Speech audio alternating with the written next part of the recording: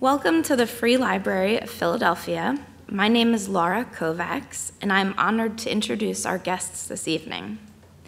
Acclaimed for her balanced, perceptive, thoroughly researched, and exceptionally well-written nonfiction portraits of historical figures, Stacy Schiff won the 2000 Pulitzer Prize for her biography, Vera, Mrs. Vladimir Nabokov, a narrative of the 52-year marriage of the legendary writer and his even more vivid wife.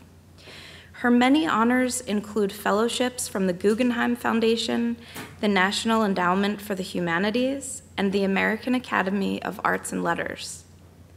Her new book examines the life of Samuel Adams. A recent review in the Wall Street Journal calls the book a tour de force. She'll be joined in conversation this evening with Tracey Matisak, award-winning broadcaster and journalist. Please join me in welcoming our guests to the Free Library. Well, good evening, everyone. Thank you all so much for being with us this evening. We hope that we will have an enlightening and engaging conversation. And as always, we have saved some time toward the end for your questions for Stacy. So if you've got a question, just jot it down, and we'll have staff members with microphones to take your questions. So all of that said, Stacy Schiff, welcome back to the Free Library. Thank you, Tracy. It's a delight to have you back with us. I'm loving the Stacy and Tracy show. So. Yes. We've been laughing about that backstage. Never happened before. We think we're going to take it on the road, actually. So, so Stacy, you have written about the Salem witch trials. You've written about Cleopatra. You've written about Ben Franklin. What drew you to Samuel Adams? I'm going to try to reconstruct it as honestly as I can, but I feel as if there's something that the biographer never quite entirely is able to explain to herself. At a certain point, I realized that I knew pathetically little about Samuel Adams, and that was particularly embarrassing because I come from Adams, Massachusetts. So the fact that, which my brother insisted was named for John Adams, erroneously. And so I started reading a little bit about what his contemporaries had to say about Samuel Adams. And to a man, they say he is essentially the man of the hour. Thomas Jefferson calls him the most active, the earliest, most persevering patriot. John Adams will say the true history of the American Revolution can't be written without the character of Samuel Adams. So all of his contemporaries name him as the prime mover, and yet we know so little about him. So part of it, in a funny way, it was very much like Cleopatra, was trying to fill in the person behind a name that we all recognize, but about whom we knew so little. Yeah. And I was coming off of the Salem witch trials at this point, and I think I was probably consciously or not looking for someone admirable who stood up to power in a way that was very difficult for people in 1692 as the witch trials are sort of barreling forward, and it's very difficult to express skepticism of them because it's very dangerous. And finally, in the fall of 1692, a few extremely courageous people sort of raise their hands and say, wait, what's going on here? And so I think I was looking for that kind of moral fiber. And it was, 2016, we were all thinking, I think, a lot about democracy and what it meant. So some intersection of those things that led me ultimately to sitting on the floor of the library reading about Samuel Adams. And at a certain point, my agent said, well, clearly you want to write about Samuel Adams, you idiot. So that was, that was where that ended up. Well, and I was thinking about the timing of the book and how it lands in our hands at a time when democracy is hanging in the balance. And I wondered how much that was on your mind as you were writing the book, because you told me you started 2016, 17-ish. Yeah, I mean, I think it would be a lie to say that wasn't on my mind. I think we've all been thinking in terms of fundamentals and what the country stands for, and really where it comes from. And the part of this story that I think we tend to forget is how rough and tumble were the origins of American democracy. It's not a linear business. It proceeds in fits and starts. There are moments where the opposition movement, the resistance, just stalls out completely. They're sort of 3 years after the Boston Massacre when things go very quiet. Samuel Adams is really the only person who's still sort of egging things on. And it's very sharp elbow, rough and tumble backroom tactics. It's not a particularly, we very much have sanitized it. It's not a particularly elegant business, this revolution-making stuff. Yeah. You mentioned that he has been called many things, but you should not call him Sam. Well, I guess we can call him Sam out of fondness, but historically he was always Samuel. I think At this point, since he's become a beer, we just have decided he's Sam Adams. It's very hard. I noticed there's a piece in the New Yorker this week about the book, and oddly enough, he's Samuel Adams on the cover of the magazine, and he's Sam Adams in the article. So even the fact checkers at the New Yorker seem to think he's Sam Adams. Can you address the particular challenge, Stacy, of writing about someone who seemed to go out of his way to not leave much of a paper trail for historians? I would love to. How much time do we have? This is the part where I want to make you all feel sorry for me.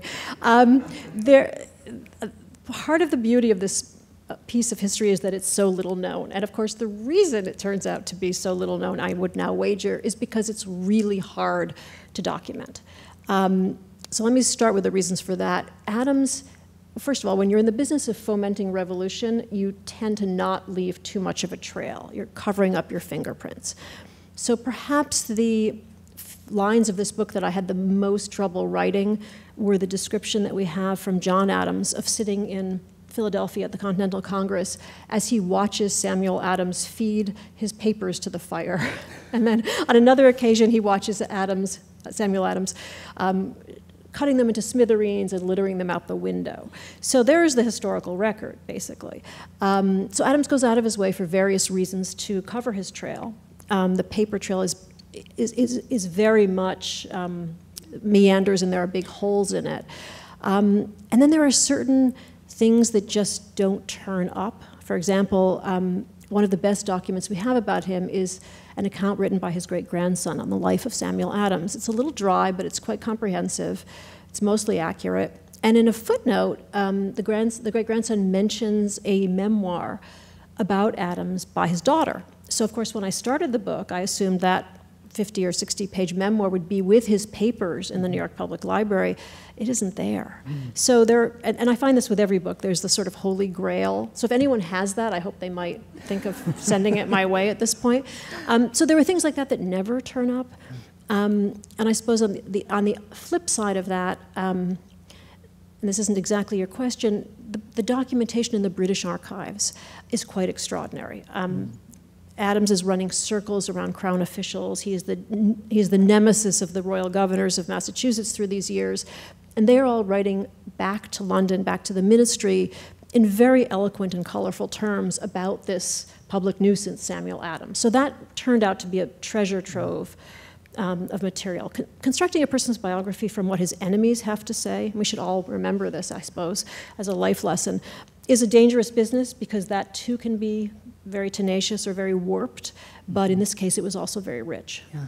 So you write about how Jefferson and others viewed him as a father, if not the father, of the American Revolution, and yet so many of us, I think like you, did not know a great deal about him. For some reason, that perception didn't carry forward. And do you think it was because there weren't a lot of his writings around, or was there some other reason that he just has not really gotten his just due?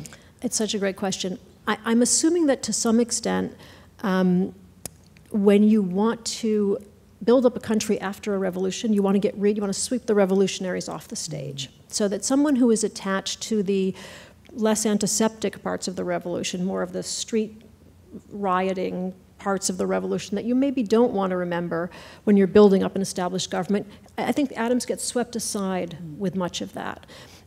He's a very modest man. He's very, very unassuming and very recessive, very much given to kind of smoky back rooms.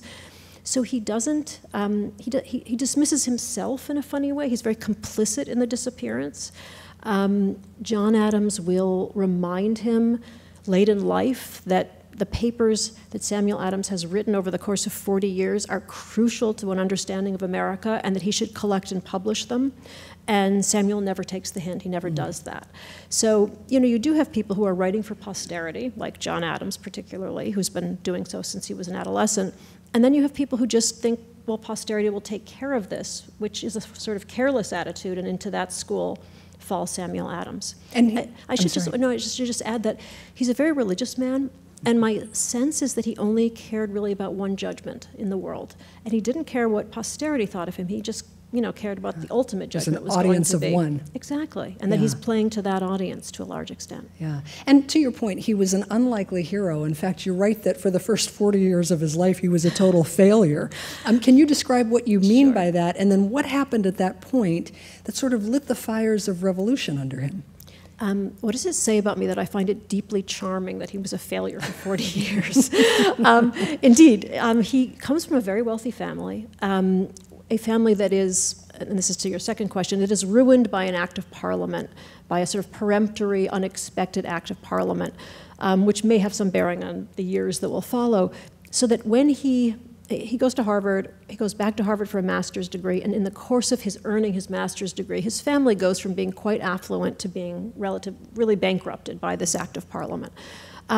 So he will leave Harvard and he'll have a few jobs. For example, at one point he gets a job in an accounting firm, thanks to a friend of his father's, and he lasts for a very short time because the head of the firm notices that he can do nothing but think about politics. He can't seem to attend to his ledgers whatsoever. He's really only interested in politics. So he pretty much leaves that job quickly. He floats around. He's relatively aimless. He earns a bit of money as a tax collector in Boston in those years. He manages in some extraordinary way to run up a bill which is sort of 8 times bigger than any other tax collector. I mean, he just dives deeper and deeper into debt. He had some family money. He squanders that money. So really until he's, for those first 40 years, he's very much a kind of aimless man about town. He knows everybody, but he accomplishes very little. Yeah. And was there a defining moment? Was there something that just clicked that caused him at age 40-ish to all of a sudden really pursue liberty, revolution, to become one of the sons of liberty?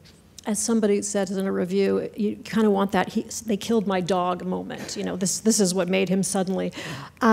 He's very much, possibly because of this earlier intervention of Parliament, he's very much dismayed by the Sugar and the Stamp Acts, by this incursion of, by this overreach, as he sees it, of British authority.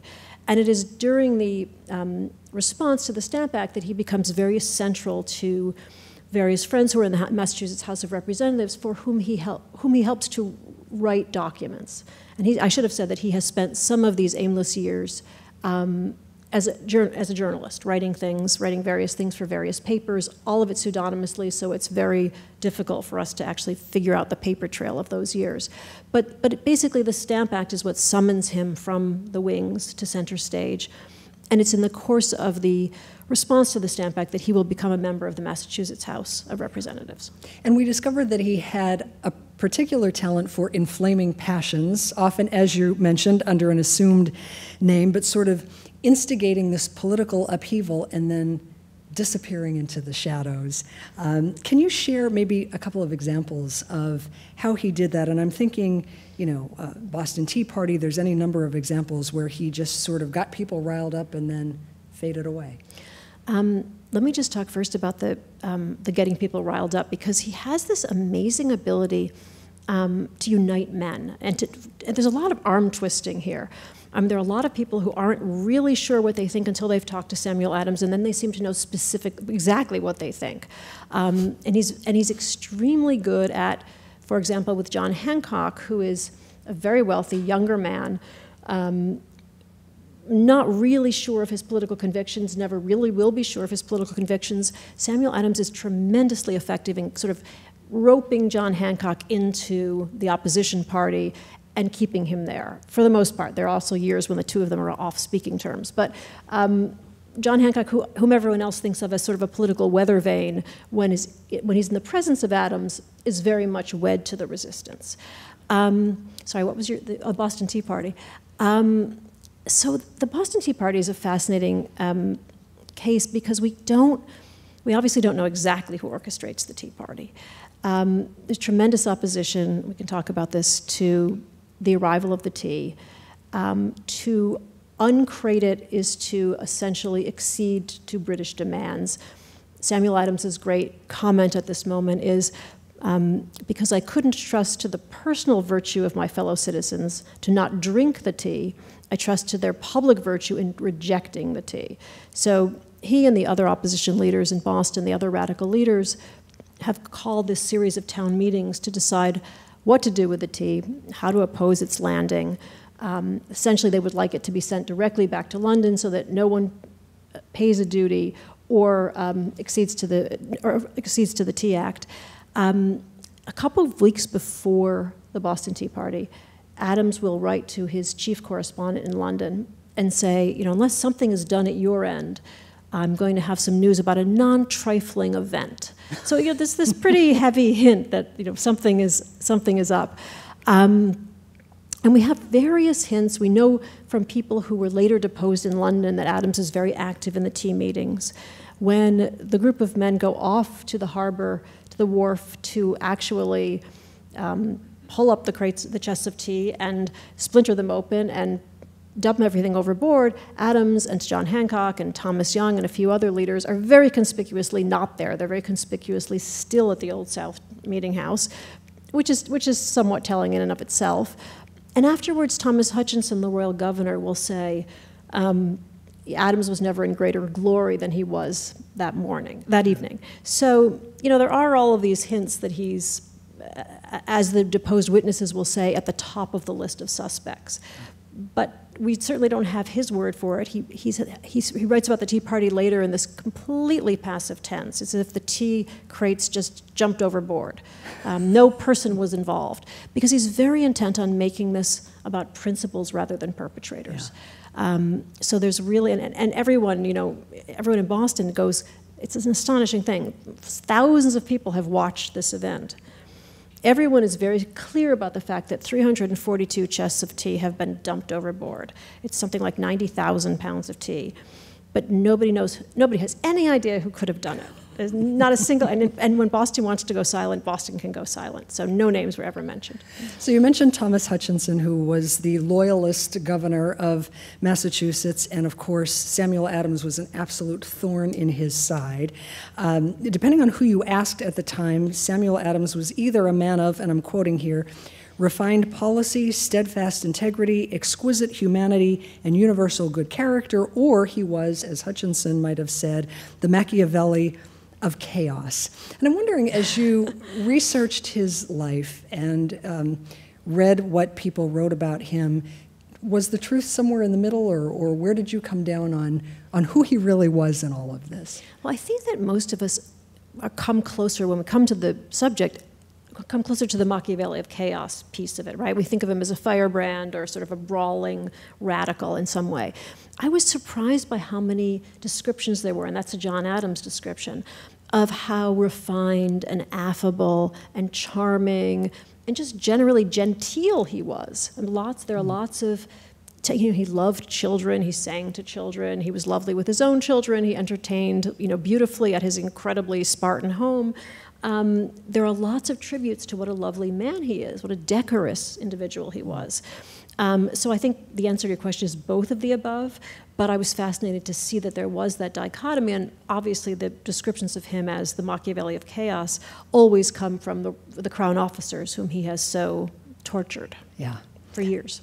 And of course, for all of those efforts, he did in fact become public enemy number one, in the eyes of the crown, at least in the British government. And in fact, if things had gone just a little bit differently in April of 1775, we might not even be sitting here talking about him.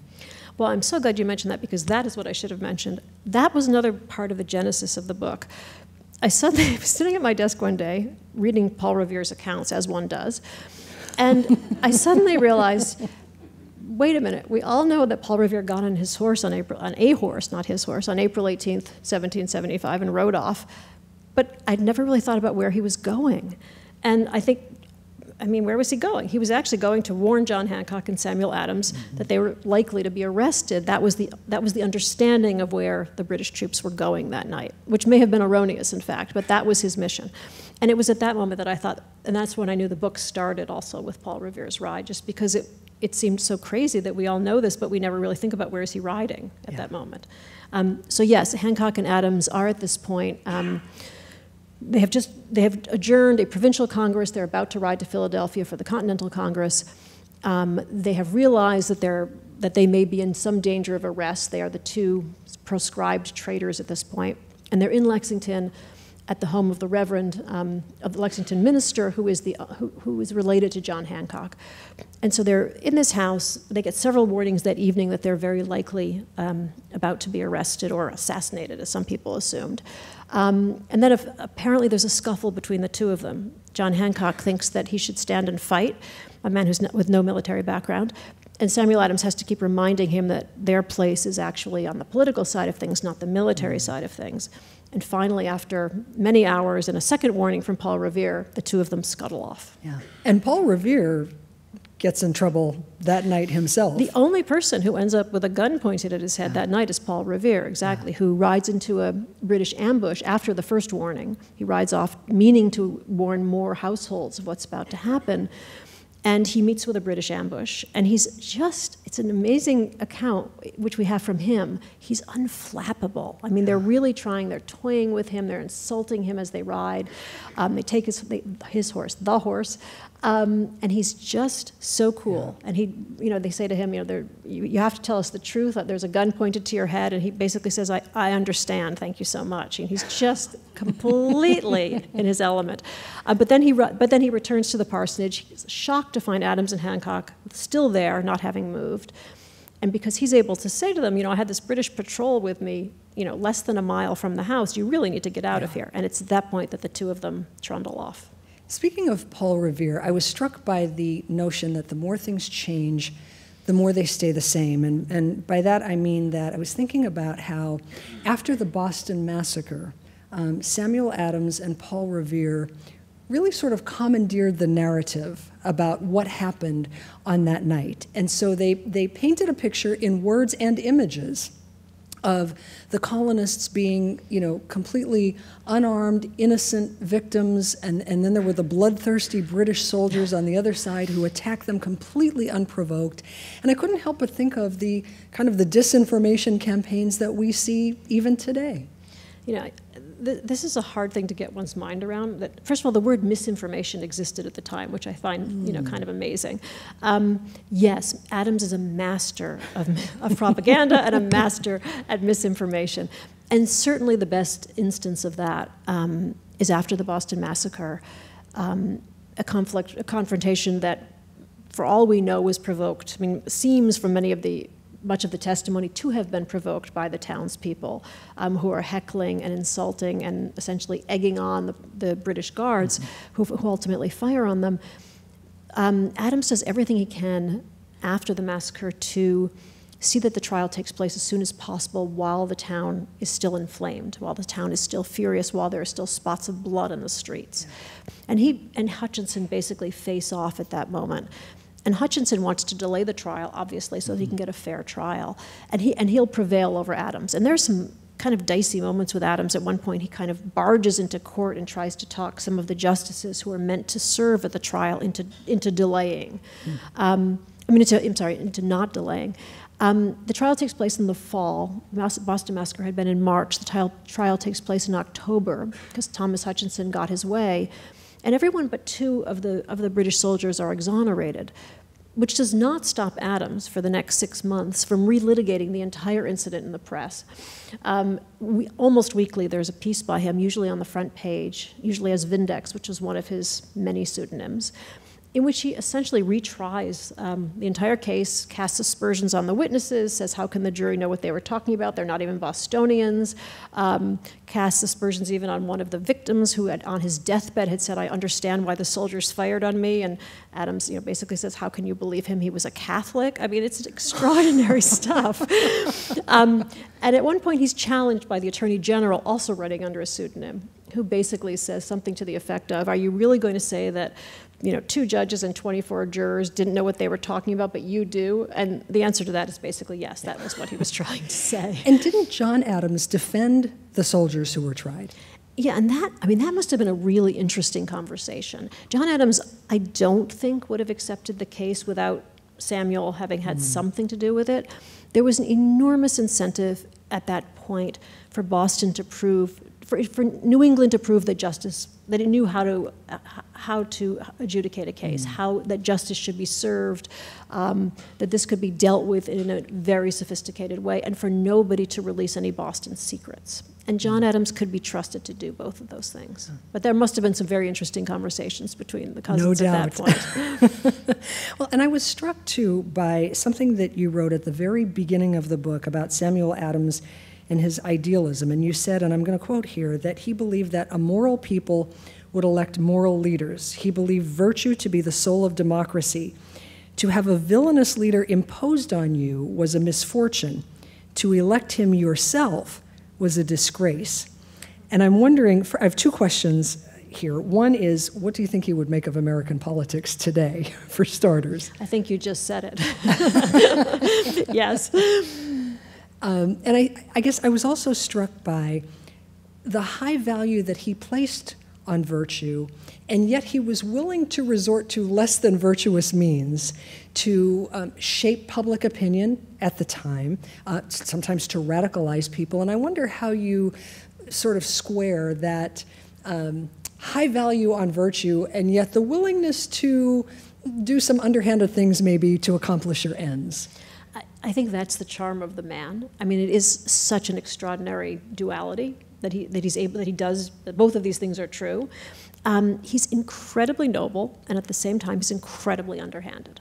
And I guess the part about that I find so interesting is that from the point of view of the Crown officials, and particularly of Thomas Hutchinson, none of them looked at Samuel Adams and saw the idealism that I think we see when we look at him and when we read him, because all they saw was a disappointed, penniless layabout. I mean, no poor man could have had such a high set of high ideals, was essentially the way Hutchinson saw it. And interestingly, I think the way Adams saw it was no rich man could have had such, such high principles. But they're unable to remember that he's actually kind of downwardly mobile, that he's from an affluent background, that he, is not just a poor, penniless, disappointed desperado, which is how they see him through these years. But the tactics are really subtle and sometimes almost thrilling. I mean, here's an example. After the Boston Tea Party, when Boston is trying to debate, Boston knows that a punishment of some kind is probably going to come its way. Not everybody is really thrilled that those 342 crates of tea went overboard. And so they're meeting after meeting about how are we going to deal with this, what should our response really be. And at the same time, there's this question of, should the colonies actually be discussing this among themselves? There's really no colonial union until this point. And Adams essentially commandeers the meeting that was meant to be discussing how Boston would reimburse the East India Company for the tea. And he sort of organizes another committee, which meets separately from that committee after that committee disbands. And he makes sure that the one person whom he knows is going to object to this just isn't in the room. He says, it's awfully hot. I think we'll adjourn for the day. And then he and his secret committee go off, and they discuss a Continental Congress. And then ultimately they send this poor, beleaguered Taunton lawyer off home so he can litigate some cases, and in his absence, they vote to hold a Continental Congress and to send a delegation. So, there's just this extraordinary, strategy behind the scenes at which he seems ridiculously skilled.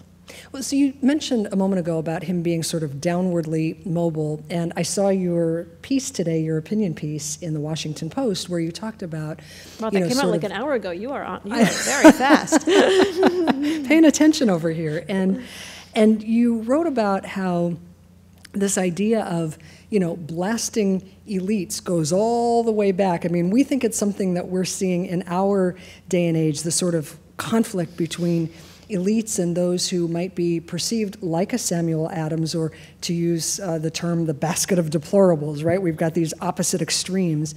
And you say that really this is not anything new.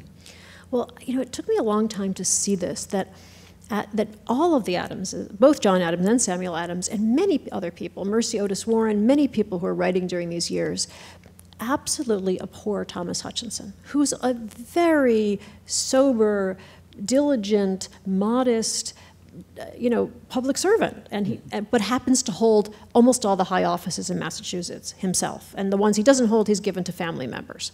So you have this very tight oligarchy that Adams and his friends turn into sort of the face of tyranny and use as a means, almost a sort of representation of the kind of tyranny that they're talking about abroad. So that this sort of homegrown despotism, which they imply is very corrupt and very colluding and very self-serving, which it probably isn't, is in some way in league with the tyranny from abroad. And they use that to tremendous effect. I mean, I think I call it the bouillon cube in the roiling water. I mean, it's a very tempting thing to be able to put a face to that kind of threat. Yeah.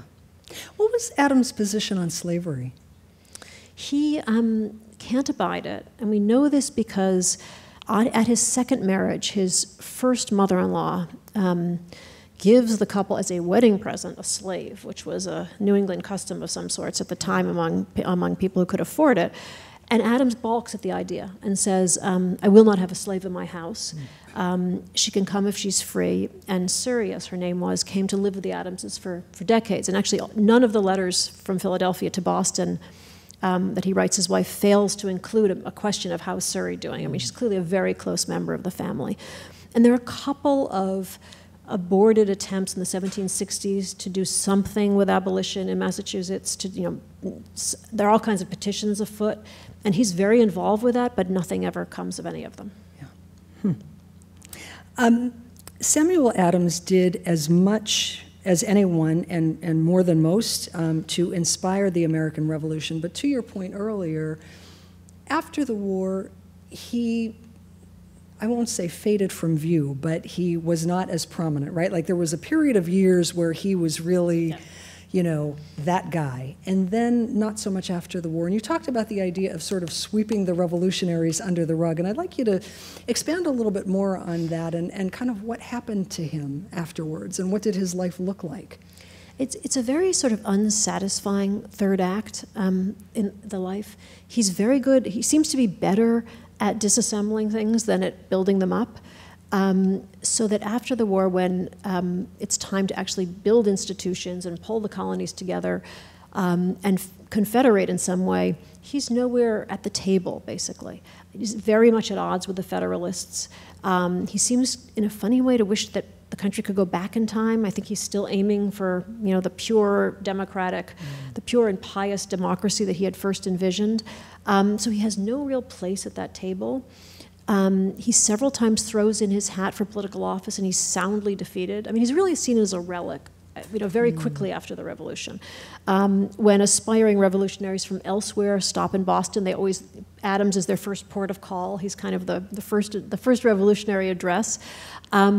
And he's really at odds with Hancock through many of those years. Hancock then, I think, 9 times becomes governor of Massachusetts, and with each of his inaugurations, Adams just moves more and more into the background. And then he sort of outlives his age, really. He dies in his 80s and very much forgotten.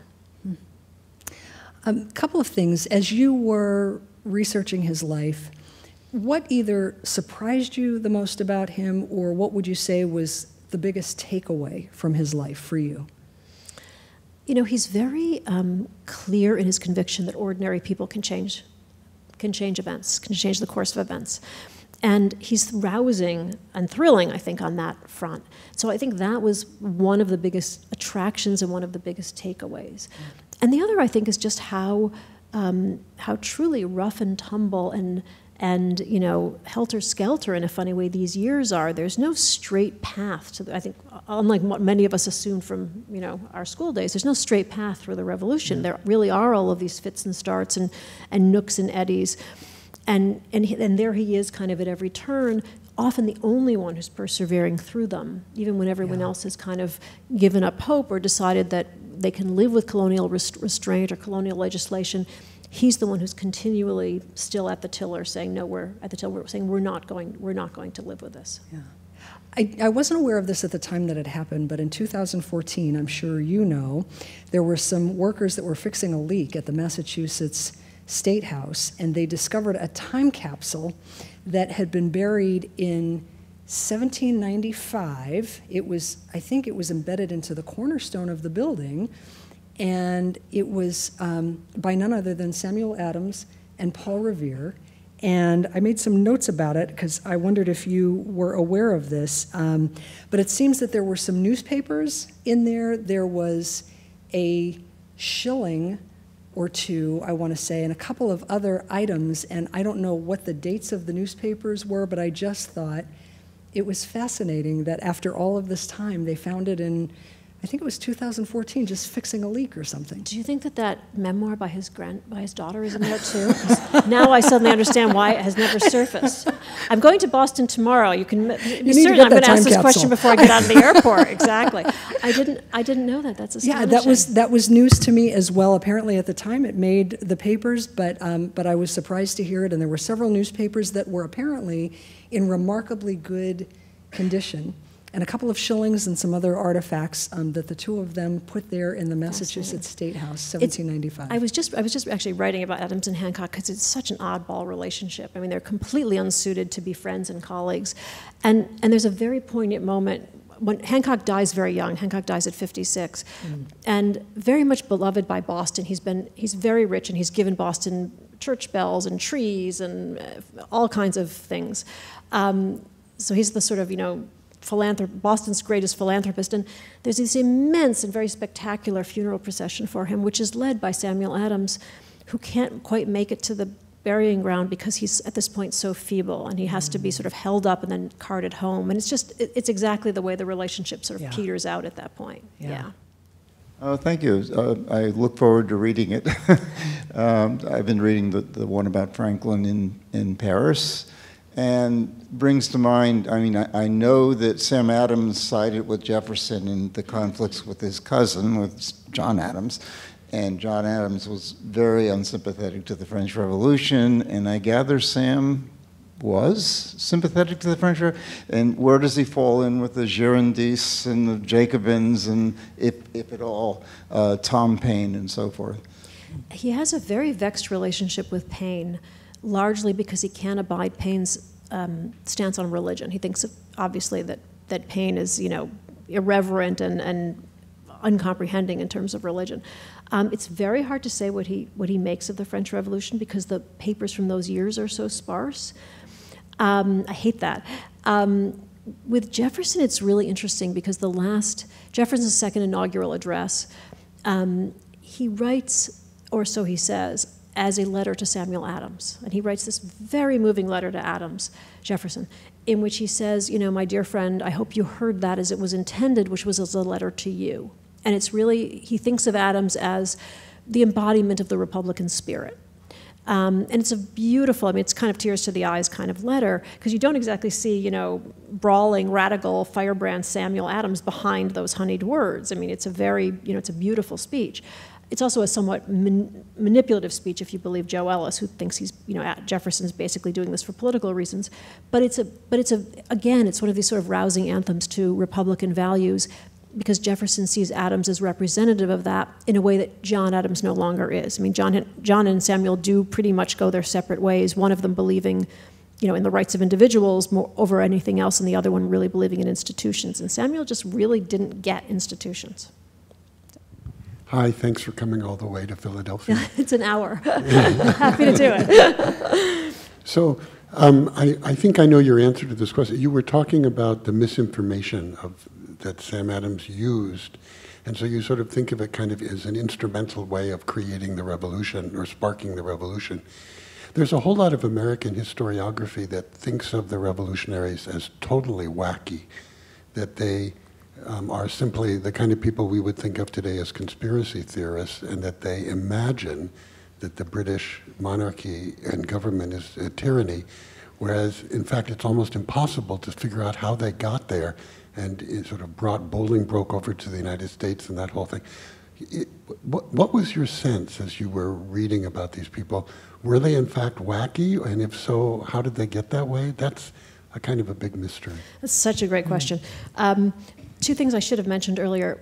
Adams, when I say master propagandist, he writes under at least 30, if not more, pseudonyms. So we know a lot of what he writes, but a lot of what he writes we probably haven't figured out yet. And I assume somebody will, one day by computer figure all of this out.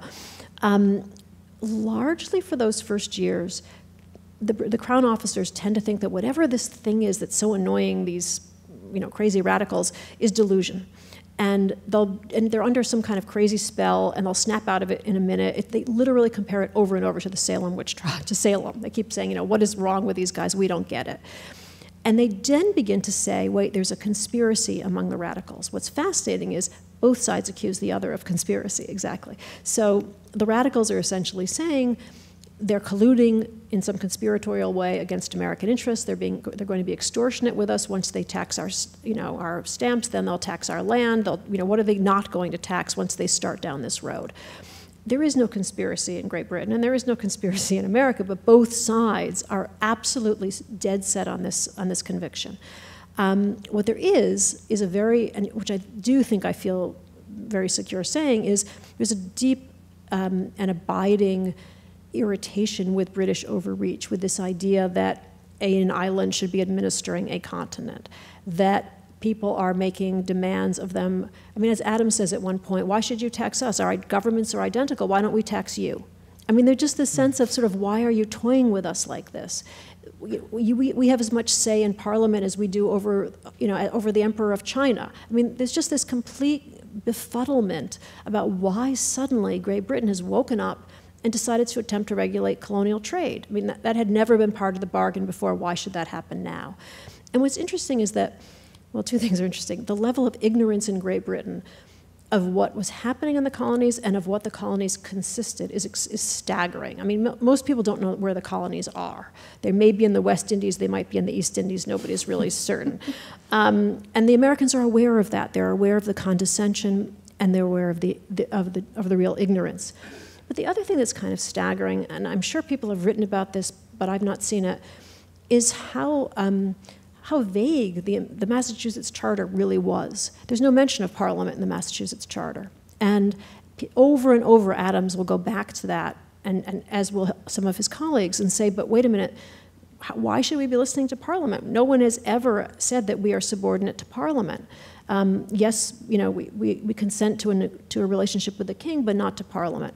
And that vagueness is something that nobody had ever really looked at. I mean, even Thomas Hutchinson, when the Stamp Act first passes, objects and says, this is killing the golden goose. This is a really bad idea. The colonies can't afford this kind of a tax.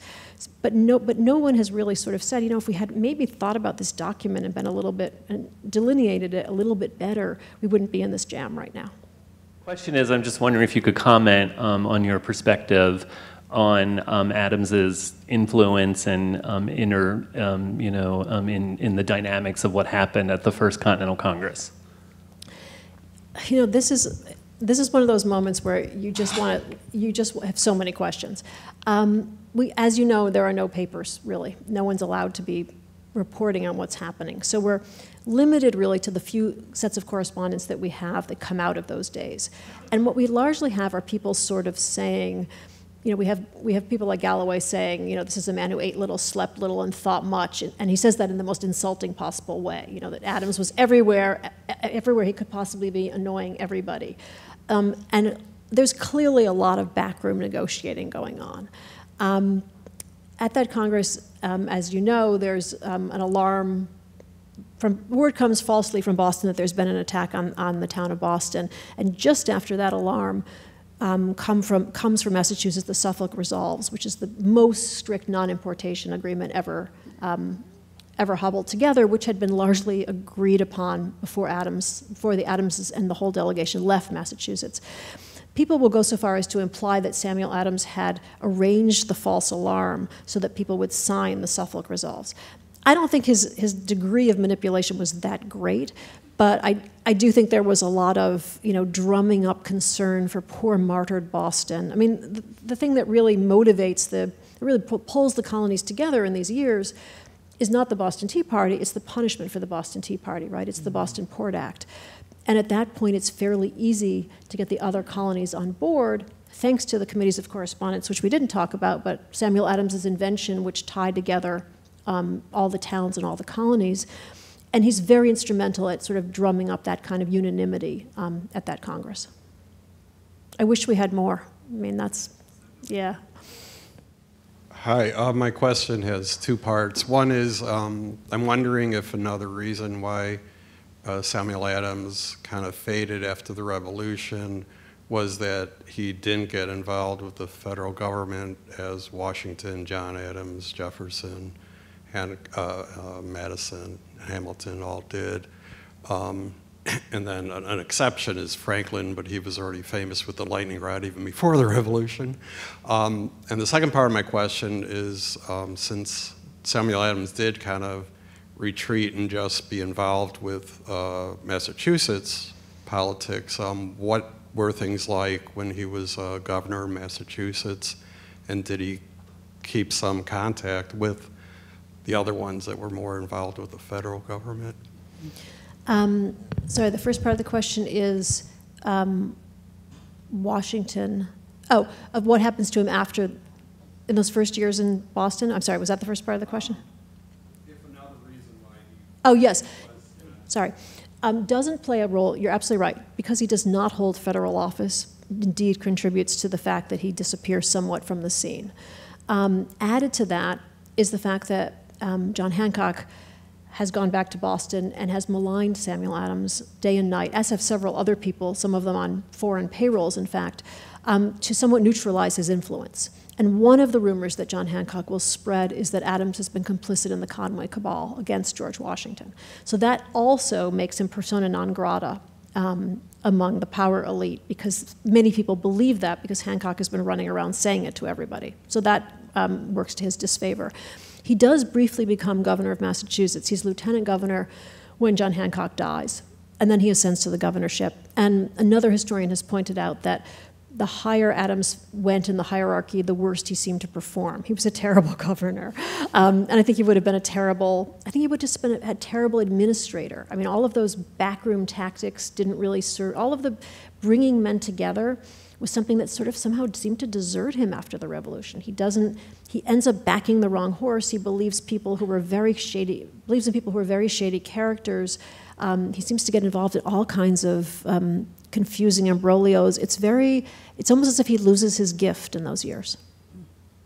We can talk about Ben Franklin if you'd rather. Well, I'm curious, Stacy, about your creative process and what it's like to, I mean, your book is so meticulously researched, as they all are. What is the process like for you to bring forth a book like this? You know, you live under a rock for 5 or 6 years. I usually start with the primary materials. In this case, the papers of Samuel Adams, very fortunately for me, are in the New York Public Library. It's the first time I've actually lived in the city where the papers that I needed were housed. And what's wonderful with those papers is that his correspondence has been largely published, not entirely, but largely. But in the New York Public Library collection is the other side of the correspondence. So you begin to flesh out. I mean, you begin to see how people are writing to him. I mean, there are charming little things in there. There's a letter in the 1770s from another Samuel Adams on the Cape, who basically writes to Samuel Adams and says, I'm honored to share your name because you're such an amazing patriot, but it's very dangerous to be called Samuel Adams.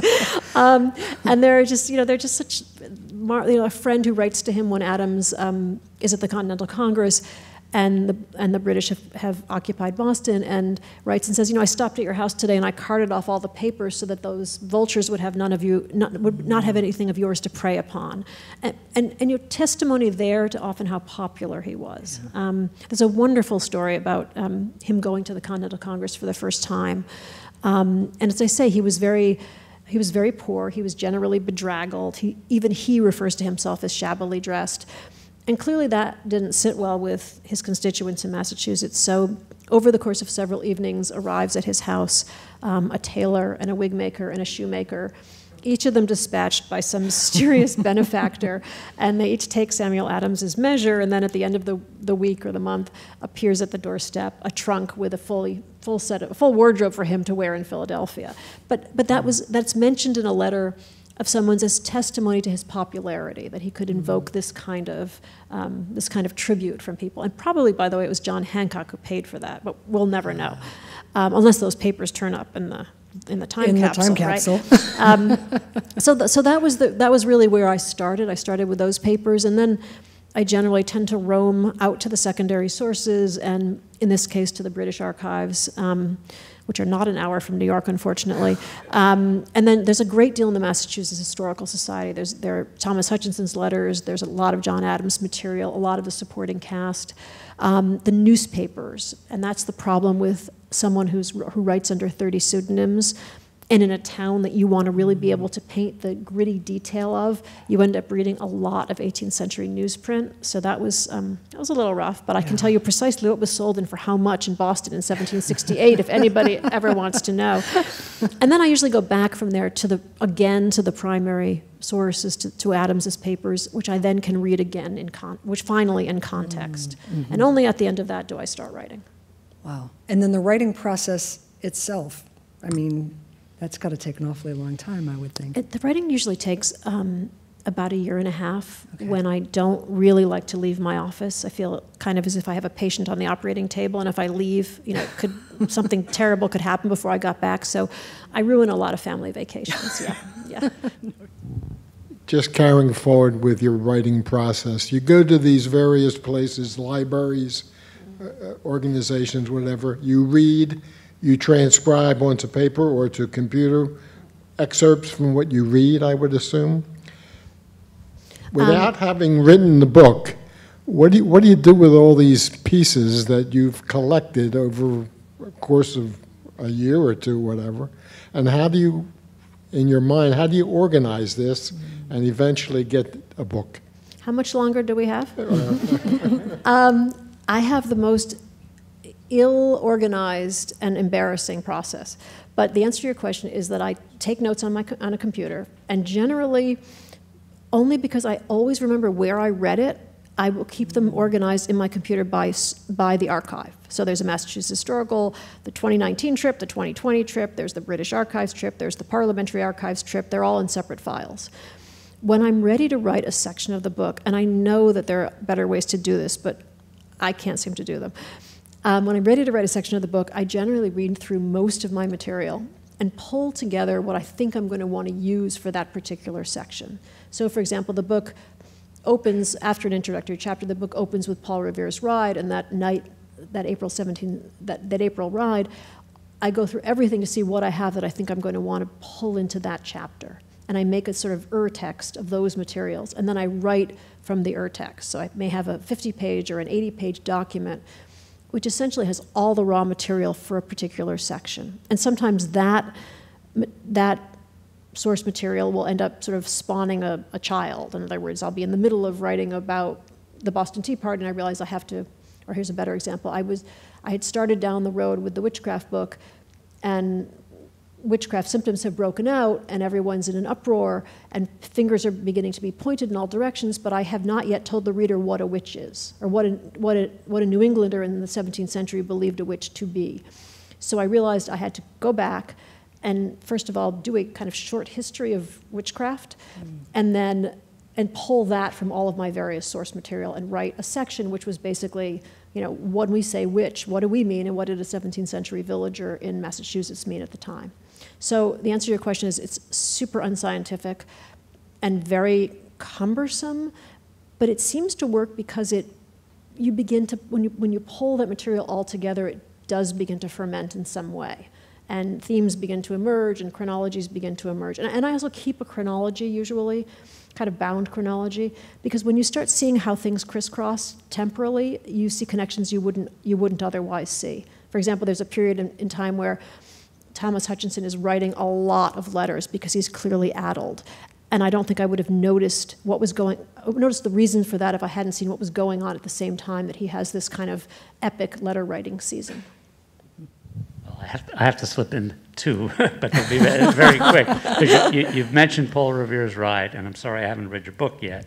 And maybe you can clarify a point on this, because a few years ago I read David Hackett Fisher's book, Paul Revere's Ride, and I understood that ride to be part of a series of powder alarms, because the colonists were collecting gunpowder, and they were afraid the British were going to do raids. And this was not the first raid. There had been one in New Hampshire before that. So Was it part of that? And my second question is much simpler.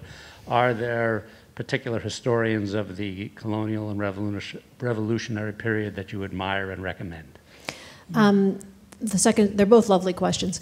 Paul Revere that night is sent out specifically. All of Boston has been on the alert and watching to see what the British are up to. And everyone has noticed that they're preparing something which doesn't look like anything they've seen before. But for days already, it has been clear that whatever that thing is, it's afoot. And Revere has already once ridden out to Lexington to discuss what kind of preparations they should make. And probably it's on that earlier visit with Hancock and Adams that they come up with the system of the lights, of the lanterns. There had indeed been earlier raids. General Gage is trapped in Boston at this point. He's realizing suddenly that he holds Boston, but he doesn't hold the Massachusetts countryside. And he's trying very hard to kind of both exercise his men a little bit. They're all moldering in Boston, and to try to somehow bring some of the supplies that he knows the colonists have been stockpiling back into Boston to get it out of colonial hands. And he's been less than successful in those previous two attempts. On this particular night, there's a slight bifurcation in the orders. His orders from London are to arrest Hancock and Adams. That is not what he orders his men to do, however. He orders them to go capture the munitions in Concord. And we don't know, was there a second order? Was there a verbal order? Why did Gage not follow what his orders were that night? And it's just unclear. But Revere is specifically sent out by Dr. Warren to warn Adams and Hancock that they are either going to be arrested or killed. And obviously, as we know, he alerts the countryside. When I have questions about something like that, the person I call is Joe Ellis, and I think he would be my answer to your question about someone who writes impeccably, deliciously, and with enormous energy about these years. And his latest book was called The Cause. He's the person who, when I'm really stuck, I call, or who occasionally, just when I think I can't do it anymore, calls and says, "How's that chapter coming?" But he's immensely learned, not only in the details, but particularly, I think, in the personalities. And so, he and I have had conversations about Thomas Jefferson that made it seem as if we had both had breakfast that morning with Thomas Jefferson. But he had a probably better understanding of breakfast than did I. I would say he's been the person who's been who has really sort of made this material come alive the most for me. Well, on that note, ladies and gentlemen, please join me in thanking Stacy Schiff for being with us tonight. Thank you.